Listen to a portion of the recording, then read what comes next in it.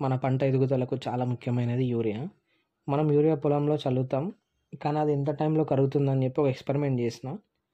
ఒక గ్లాస్లో వాటర్ తీసుకొని 3 స్పూన్స్ యూరియా వేసిన, అది కూడా సన్నది.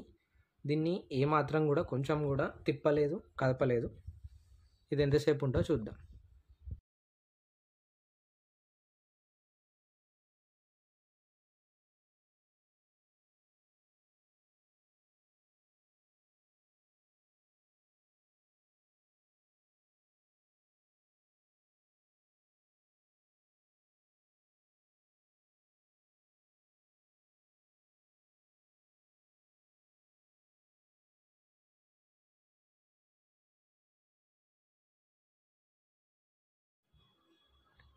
దాదాపు 5 గంటల సమయం అవుతుంది, అయినా ఇంకొంచెం కరగలేదు చూడండి.